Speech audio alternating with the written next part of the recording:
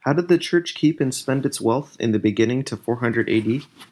Well, throughout the 2nd, 3rd, and 4th centuries, Christian wealth was primarily spent on the betterment of society. The church used their wealth to distribute resources to the sick and poor, as well as provide income for the clergymen and bishops.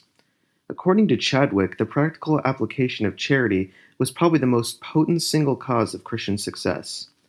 Beyond providing resources for the poor, Christian charity extended itself to help widows and orphans in visits to brethren in prison or condemned to the living death of labor in the mines, and in social action in time of calamity like famine, earthquake, pestilence, or war.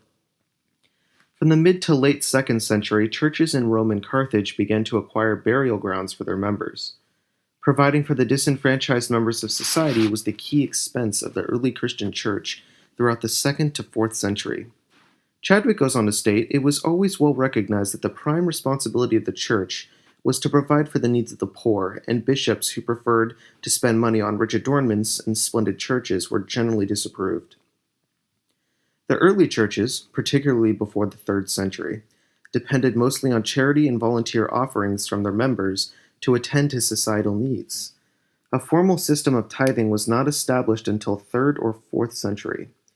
It wasn't until this establishment that churches began to bring in substantial wealth and had a larger flow of monetary assistance to aid the poor, sick, and other disenfranchised peoples of society.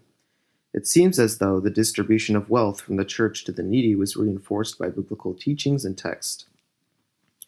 Ultimately, the early churches in 1st and 2nd centuries depended on volunteer, individual contributions to provide assistance to the poor.